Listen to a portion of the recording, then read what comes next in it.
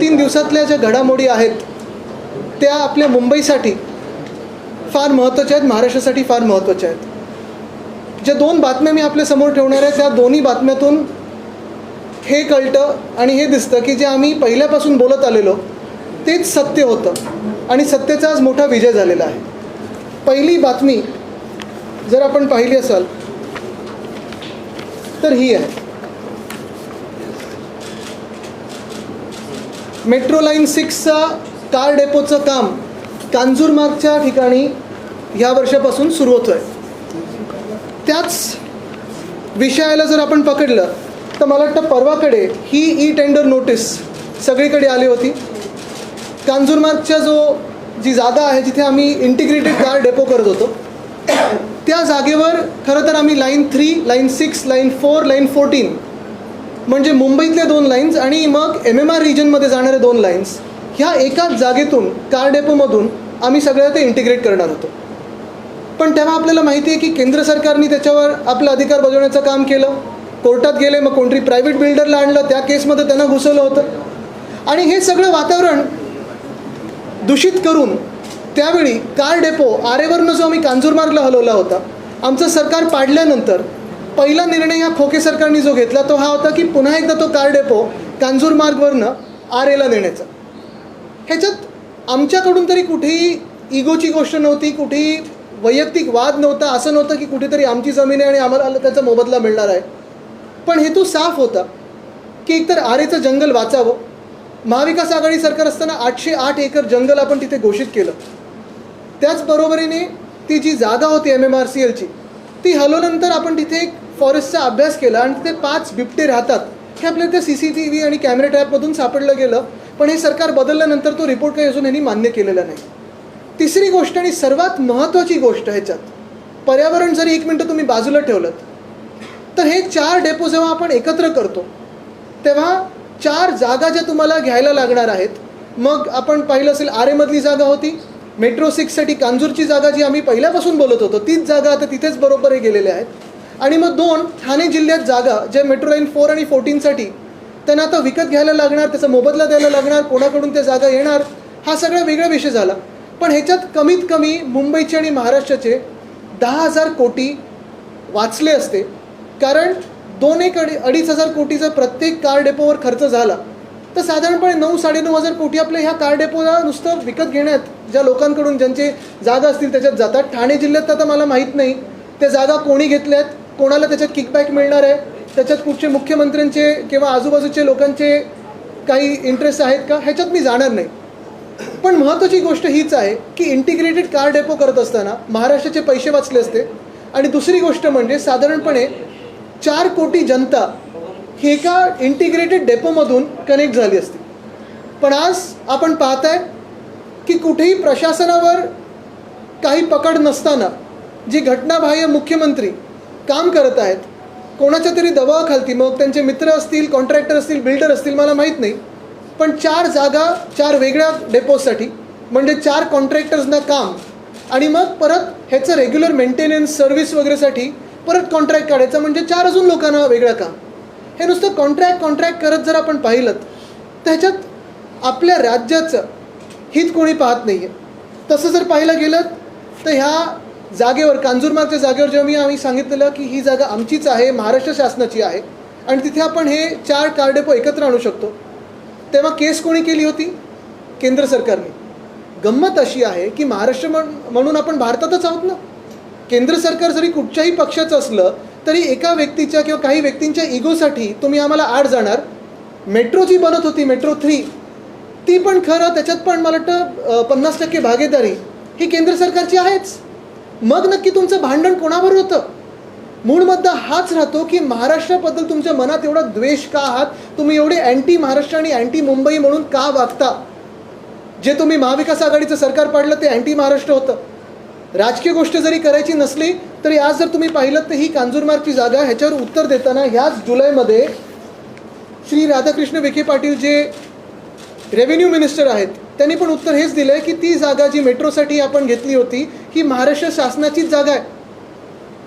हे आत्ता सध्या भाजपमध्ये आहेत आणि भाजपचे मंत्री आहेत, खोके सरकारमध्ये आहेत. त्यांनी पण हेच उत्तर दिलं आहे आणि ही अधिवेशनात उत्तर दिलेलं आहे अनिल परब साहेबांना ह्या जुलैच्या सेशनमध्ये की ही जागा आमचीच आहे.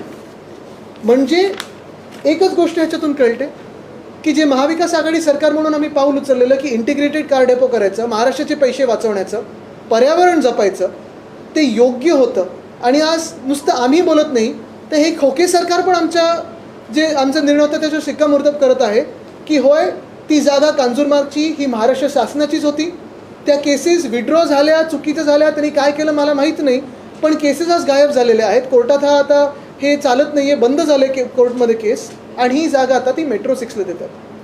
माझी आज परत एकदा स्पष्ट मागणी असणार आहे ह्या खोके सरकारला जे आत्ता निर्णय घेत आहे की आज जर ही जागा तुम्ही कांजूरमार्गची जागा जर मेट्रो 6साठी घेत असाल, तुम्ही मेट्रो 3 RAची तर वाट लावतच आहात, जंगल कापत आहात, तिथे तुम्ही आता बांधायला सुरू केलेलं आहे, पण अजूनही मेट्रो 4 आणि 14साठी जी जागा तुम्ही विकत घेणार आहात तिथे पैसा न खर्च करता, पैशाची उधळपट्टी न करता तुम्ही एकाच जागेतून करा. कारण कार डेपोला जाते कधी मेट्रो बोगी? महिन्यातून एकदा, 3 महिन्यातून एकदा सर्व्हिसिंग मेंटेनन्ससाठी, प्रत्येक रात्री काही जात नाही. तर तुम्ही अजूनही हे पैसे वाचू शकता महाराष्ट्राचे आणि कॉन्ट्रॅक्टर्स कमी करू शकता. आज पुन्हा एकदा मी मागणी करतोय की सगळे कार डेपोज तुम्ही कांजूरमार्गला न्या, कमीत कमी लाईन 6, लाईन 4 आणि लाईन 14चे तरी तुम्ही नेले पाहिजे. दुसरी मोठी बातमी जी आज मला पेपरात दिसली आणि ते पाहून पण आनंद झाला, ते म्हणजे जानेवारीपासून आपल्याच माध्यमातून मी दुसरा विषय घेत होतो, तो म्हणजे रस्त्याच्या घोटाळ्याचा. आपल्याला आठवत असेल 14 की 15 जानेवारीच्या आसपास मी पहिली बैठक आपल्या माध्यमातून घेतली आणि पहिली ती बातमी जनतेसमोर आणली.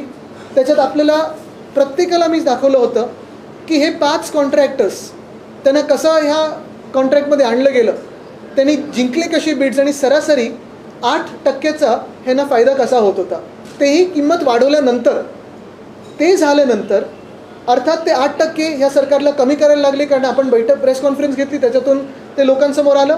पण दुसरं म्हणजे ॲडव्हान्स मोबिलायझेशनसाठी 625 कोटी जे होते ते आपल्या माध्यमातून मी हा विषय सतत घेतल्यानंतर 625 कोटी देखील, म्हणजे जे प्रॉफिट होणार तर 400 कोटीचं आणि 625 कोटी साधारणपणे 1000 कोटी आपण ह्या मुंबईचे वाचवले. हे वाचवल्यानंतर तरी देखील आपण दबाव त्यांच्यावर टाकत होतो की जे तुम्ही भूमिपूजनं 18 जानेवारी 2023ला केली होती त्याचं पुढे काय झालं. जानेवारीमध्ये प्रेस कॉन्फरन्स घेतली, फेब्रुवारीमध्ये घेतली, मार्चमध्ये घेतली, अधिवेशनात हा विषय घेतला, एप्रिलमध्ये विषय घेतला, मेमध्ये घेतला, आणि मेमध्ये मला एक यादी आली BMCकडून. ती यादी ही आहे. साधारणपणे मी पुन्हा एकदा आपल्या सर्वांसाठी आणि मुंबईच्या जनतेसाठी सांगतो की जे वर्किंग सीझन असतो रस्त्यांसाठी तो 1 ऑक्टोबर ते दुसऱ्या वर्षाचा 31 मेपर्यंत असतो. ही यादी मला 31 मेला मिळाली होती. साधारणपणे 50 रोड्स प्रत्येक वॉर्डातले, आणि एकसुद्धा रोड पूर्ण झाला नव्हता. सगळे सेफ स्टेज, म्हणजे अर्धवट, पण पाणी तुंबणार नाही, पाणी तर तुंबलंच, जो घोळ व्हायचा होता पावसाळ्यात तो झालाच, पण एकसुद्धा रस्ता हा पूर्ण केला नव्हता. आज बातमी ही आलेली आहे की मुख्यमंत्र्यांच्या मर्जीतील कंत्राटदारास नोटीस. ही लोकसत्तेची बातमी आजची. म्हणजे जे मुख्यमंत्र्यांचे कॉन्ट्रॅक्टर्स आवडते जे मी सतत सांगत होतो ते आज ह्या बातमीतून पण कळलेलं आहे. तसंच मला वाटतं टाइम्स ऑफ इंडियामध्ये पण बातमी आलेली आहे. पण दक्षिण मुंबईतले शहरातले रस्ते ज्या मोठ्या पॅकेटमध्ये एका कॉन्ट्रॅक्टरला गेलेले, परत एकदा मी कॉन्ट्रॅक्टरचं नाव घेणार नाही, पहिल्यापासून घेतलं नाही 5 कॉन्ट्रॅक्टर्सचं नाव, कारण कॉन्ट्रॅक्टर्सचं आपलं देणं घेणं नाही. मी हा लढा कॉन्ट्रॅक्टर्सच्या विरोधात नाही, कारण कॉन्ट्रॅक्टर्स तुम्हाला कामाला लागतातच, पण हा लढा ह्या सरकारमध्ये जो 100% भ्रष्टाचार चाललेला आहे त्याच्या विरुद्ध आहे. मुख्यमंत्र्यांतल्या मर्जीतली म्हणजे नक्की काय हो, त्यांनी निवडलेले कॉन्ट्रॅक्टर्स जसेही असतील तसे.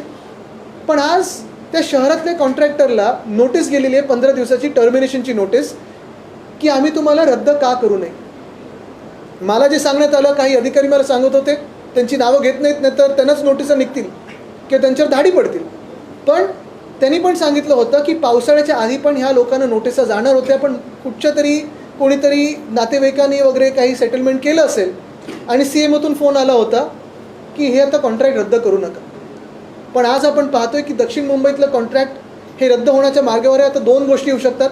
15 दिवसाची नोटीस असते, कदाचित 15 दिवसात सेटलमेंट होईल आणि ही नोटीस मागे घेतली जाईल, किंवा नाही तर ह्या कॉन्ट्रॅक्टरवर कारवाई होईल, पेनल्टी भरायला लागेल आणि ब्लॅकलिस्ट होतील. मूळ प्रश्न हाच राहतो की जी मी पहिल्या दिवसापासून सांगतोय की हा घोटाळा आहे. आज सिद्ध होतं आहे की हा घोटाळा आहे आणि मुख्यमंत्री महोदयांना जे घटनाबाह्य आहेत त्यांना काम करता येत नाही. जे प्रशासक बसलेत त्यांना पण मी विनंती करतो, माझ्यासोबत इथे 2 माजी महापौर बसलेले आहेत, कधीतरी ह्यांना पण विचारत जा, कारण 25 वर्ष मुंबई जी सांभाळलेली आहे ती ह्या सगळ्या नगरसेवकांनी आणि महापौरांनी सांभाळलेली आहे. आपण गेले 2-3 वर्ष जो काही प्रशासक म्हणून काम करता, गेले 1.5 वर्ष आणि त्याच्या आधी म्युन्सिपल कमिशनर म्हणून, कुठेतरी ह्या लोकांचा एक्सपिरियन्स तुम्ही हाती घेतला पाहिजे. कारण हे जसं झालेलं आहे तसंच प्रत्येक रस्त्याचं होणार आहे. आज तारीख काय हो? 13 ऑक्टोबर. बरोबर आहे, म्हणजे 1 ऑक्टोबरला जी रस्त्याची कामं सुरू व्हायला पाहिजे होती ती झाली आहेत का? नाही झाली आहेत. म्हणजे जर आजपासून कामं जर सुरू झाली नाहीत रस्त्यांची, तर तुम्ही कामं सुरू करणार कधी आणि ती संपवणार कधी? बरं, नवीन कामं कधी घेणार? आता हे जर कॉन्ट्रॅक्ट रद्द झालं तर मग तुम्ही ह्याच मोठ्या कॉन्ट्रॅक्टरना देणार की जे जुने कॉन्ट्रॅक्टर मुंबईत काम करत होते त्यांना तुम्ही देणार? आणि हे सगळं करायला तुम्हाला टेंडर शॉर्ट नोटीस जरी काढली तरी 2 आठवडे तरी द्यायला लागतील. म्हणजे जाणार हे काम नोव्हेंबरपर्यंत, टेंडर उघडेपर्यंत डिसेंबर उजाडणार.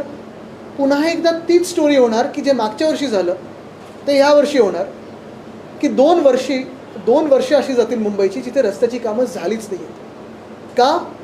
तर जे करप्ट मॅन आहेत, CM, त्यांचे आवडते बिल्डर, त्यांचे आवडते कॉन्ट्रॅक्टर, त्यांच्या मर्जीवर आज मुंबई महानगरपालिका असेल, इतर महानगरपालिका असतील, चालत असतील. आणि हे नुसतं मी मुंबईचं बोलतो आहे, अजून नागपूरचं, नाशिकचं, ठाण्याचं, पुण्याचं हातात आलेलं आहे सगळं काम. पण आज आपल्याच माध्यमातून मी पुन्हा एकदा जनतेला सांगेन की शिवसेना ही मुंबईसाठी जे काम करत आलेली आहे, महाराष्ट्रासाठी जे काम करत आलेली आहे, आम्ही महाविकास आघाडी म्हणून जे काम केलं हे आपल्या समोर आहे. काही बारकाई आम्हाला पण माहिती असतात, कारण गेले अनेक वर्ष आम्ही या मुंबईच्या कामांमध्ये नीट जपून जोपासून काम करत आलेलो आहोत. रात्री अपरात्री आम्ही मुंबईचे रस्ते इन्स्पेक्शनला बघायला गेलेलो आहोत. आणि जिथे आम्ही सांगतो की हे चुकीचं होतं आहे, ह्या घटनाबाह्य सरकारने थोडं तरी ऐकून घ्यायला पाहिजे. जर त्यांच्या मनात घोटाळा करायचाच असेल तर करू शकतात. कर्नाटकाचं सरकार आपण पाहिलं, 40% सरकार होतं. आज मुंबईमध्ये, महाराष्ट्रामध्ये जे खोके सरकार चाललं आहे त्याचा जन्मच खोक्यातून झालेला आहे आणि 100% करप्ट सरकार आपल्या डोक्यावर बसवलेलं आहे. मी पुन्हा एकदा ह्याच सरकारला प्रश्न विचारीन की हा भ्रष्टाचार आणि हा द्वेष मुंबईबद्दल, महाराष्ट्राबद्दल तुमच्या मनात एवढा का आहे की काही झालं तरी महाराष्ट्राचं नुकसान करायचं, मुंबईचं नुकसान करायचं? काय बिघडवलं आहे तुमचं या मुंबईने आणि महाराष्ट्राने जो तुम्ही एवढ्या द्वेषाने बदला घेताय मुंबई आणि महाराष्ट्राचा? ह्याच्यावर तुम्हाला काही प्रश्न असतील तर तुम्ही नक्की विचारू शकता. आज सुप्रीम कोर्टामध्ये महत्त्वाची तारीख सुप्रीम कोर्टाने थेट विधानसभा अध्यक्षांना ताशेरे मारलेले आहेत. मी जो टाइम टेबल दिलेलं आहे ते काही मला पटणार नाही आहे.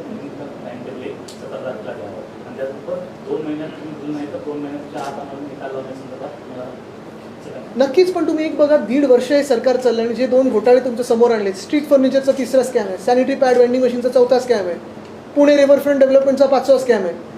1.5 वर्ष ह्या घटनाबाह्य सरकारच्या खालती हे सगळे स्कॅम होत चाललेले आहेत, घोटाळ्यांवर घोटाळे चाललेले आहेत. आणि मी हवेतलं बोलत नाही, हे सगळे पुरावे आहेत माझ्याकडे, आकडे आहेत आणि हे सगळे आतून आलेले आहेत, लोकांनी दिलेले आहेत मला आकडे.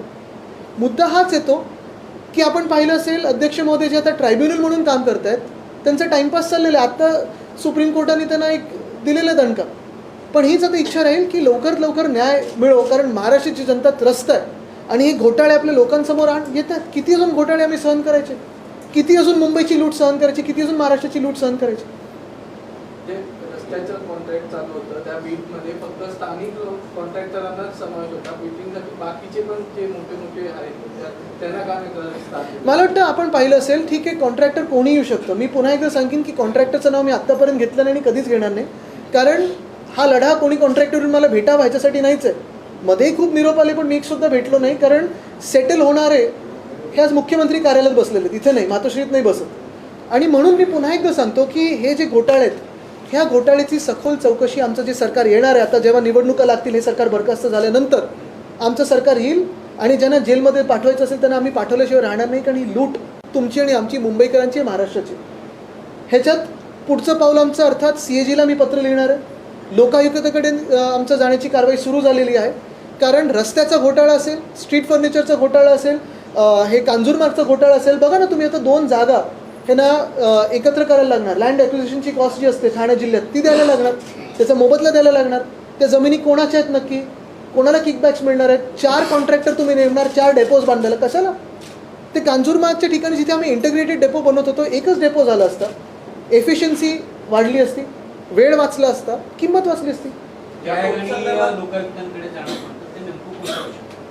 लोकायुक्ताकडे आणि कॅगकडे आम्ही ह्या रस्त्याच्या घोटाळ्यासाठी जाणार आहोत, आम्ही स्ट्रीट फर्निचरच्या घोटाळ्यासाठी जाणार आहोत. एकंदर पाहिलं असेल तर पूर्ण भ्रष्टाचारी सरकार आहे. खोक्यातून ज्या सरकारचा जन्म झालेला आहे ते सरकार, खोके सरकार हे जगप्रसिद्ध झाले, 33 देशांनी नोंद घेतली आहे. मला आत्ता मी मध्ये कुठेतरी गेलेलो, त्यांनी विचारलं मला, oh you come from the land of खोके सरकार. संदर्भात आज राज ठाकरे यांच्या घरी मंत्री दादा भुसे आणि इतर अधिकाऱ्यांसमोर बैठक झालेली आहे. यावर बोलताना विरोधी पक्षनेते विजय वडेट्टीवार असं म्हणतात की ठाकरेंच्या घरातून आता मंत्रालय चालतं असा सवाल उपस्थित केलाय. नाही, मला वाटतं मी इतर विषयांमध्ये जाणार नाहीत. अनेक संघटना अनेक वेगळे विषय आणि अजेंडे घेऊन चालतात. मी ह्याच विषयावर फोकस करेन. मुंबईमध्ये असे अनेक प्रकल्प आहेत जे पूर्ण आहेत मात्र त्याच्या उद्घाटनामुळे ते रखडलेले हो. आहेत.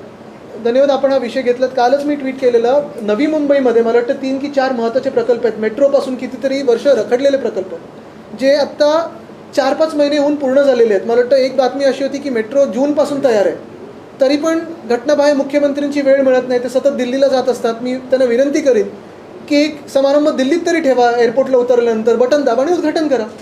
पण किती वेळ थांबायचं लोकांनी? आणि मूळ मुद्दा हाच येतो ना की ही इन्फ्रास्ट्रक्चरची कामं आहेत, फ्लायओव्हरची कामं आहेत. तुम्ही बघा, हल्ली बाथरूम पण जर आम्ही बनवले तर आमचे मोठे फोटो लागायला लागतात. कशाला? आम्ही जनतेचे प्रतिनिधी आहोत, पण पैसा पण हा जनतेचाच असतो. ठीक आहे, आमचं फलक लागू शकतं, पण तुम्ही वेळेत जर केलं तर ठीक आहे, रिबिन कटिंग करा, फटाके फोडा, जे काही करायचं करा, पण तुम्हाला वेळ नाही आहे म्हणून उद्घाटन होणार नाही आणि जनता त्रस्त राहणार, जनता अडून राहणार. हा कुठचा न्याय झाला?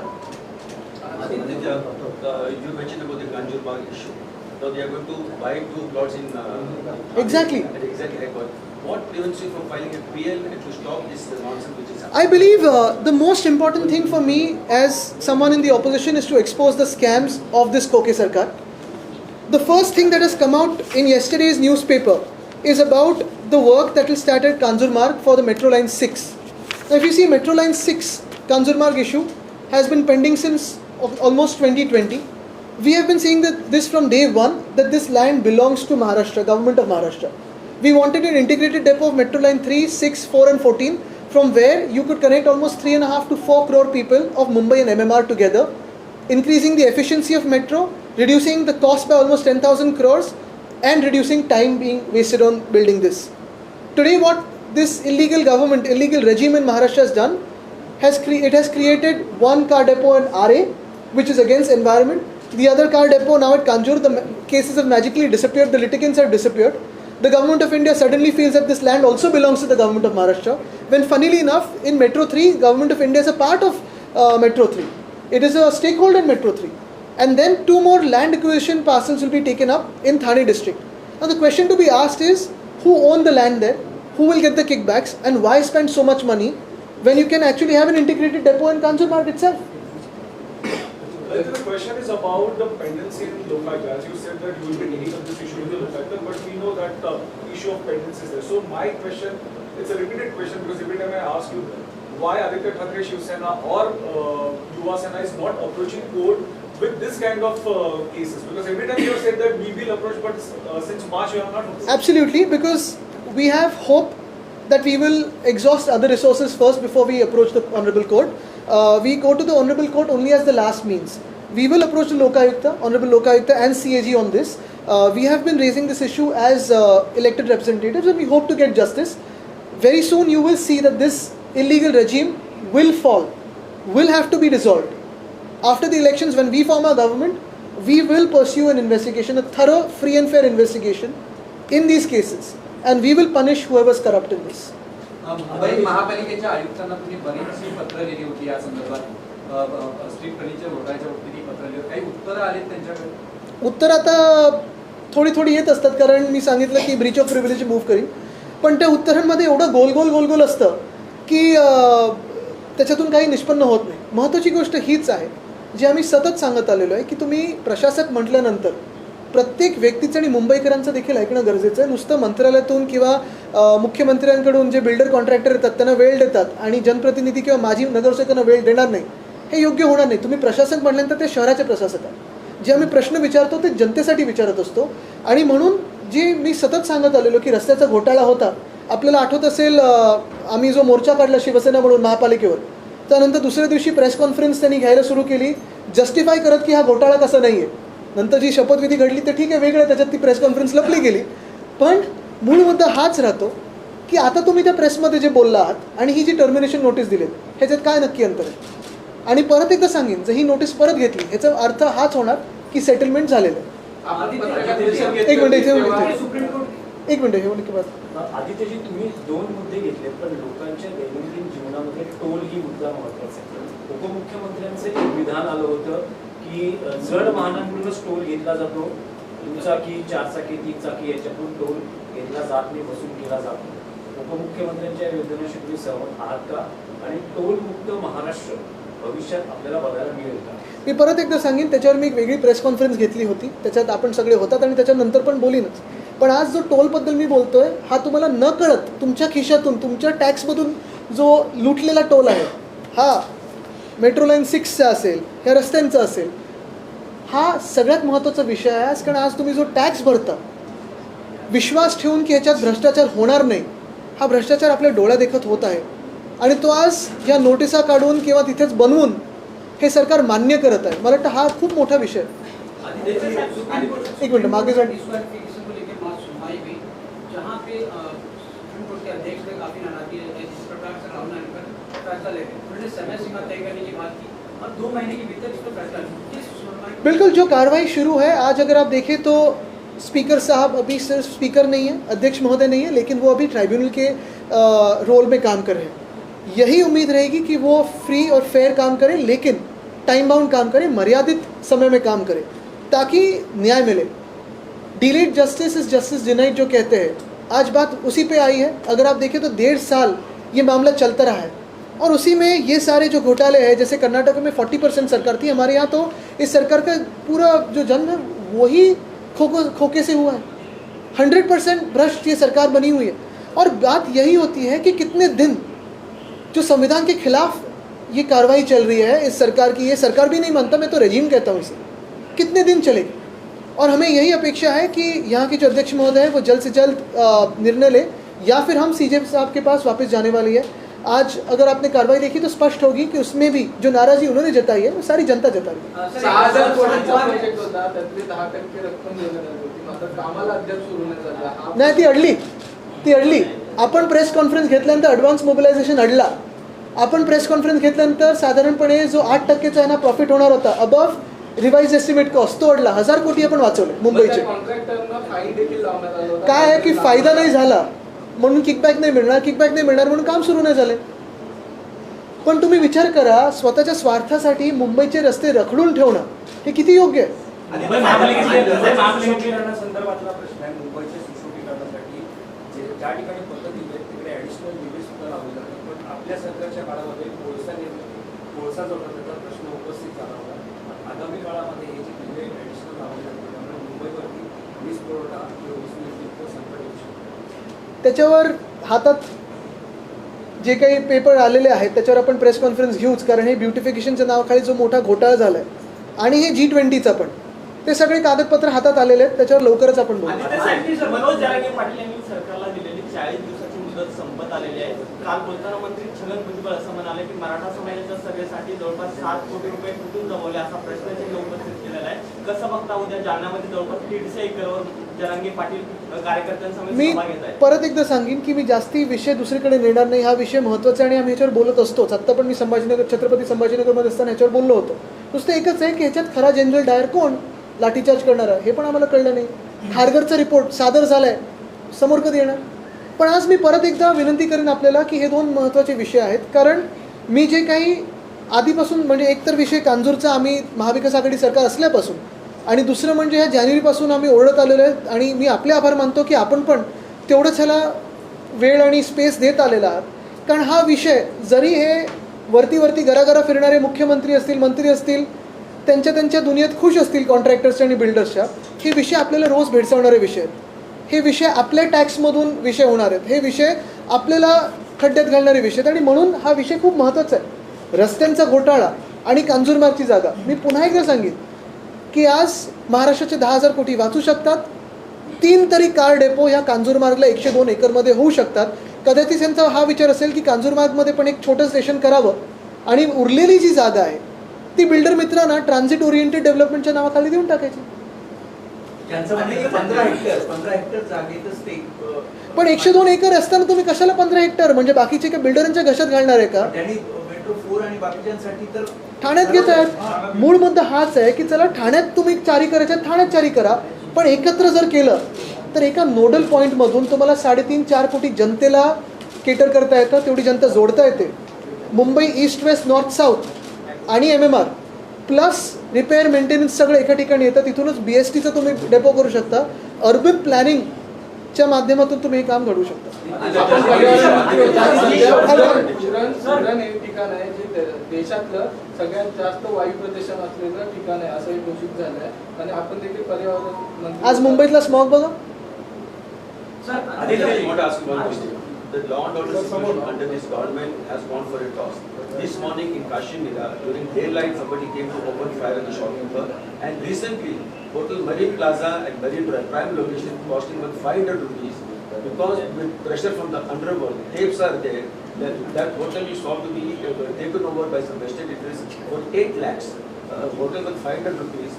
Tremendous pressure is doing. But what is more important is that despite the Abhic Trust going to the Mumbai police to complain about the underworld's threat, nothing is being done by this government. No, I think if you see in a government where MLAs who fire their guns in police stations and can show their guns in a Ganpati Bappa Mironuk, in a place where you have ministers who abuse women and women MPs and still there's no action taken on them, in a government under where one MLA's son is caught on CCTV kidnapping someone and there's no action taken on them, what justice and what law and order do we expect? Last शेवटचा प्रश्न. मागच्या 3.5 महिन्यापासून राज्यात पाऊस नाही, सगळीकडे दुष्काळाचं सावट आहे. धरण सत्रामध्ये पाणी संकट सुरू झालेलं आहे. उद्योगांना सुद्धा पाणी पुरवठा चालू आहे, ते बंद करणं आरक्षित करणं गरजेचं आहे. मात्र सरकार निर्णय घेत नाही. शेतकरी संकटात आहे. सोयाबीनच्या उत्पादनामध्ये घट झालेली आहे. काय सांगा? हे सगळं आम्ही विचारतो तेव्हा सरकार परदेशी दौऱ्यावर पळतं.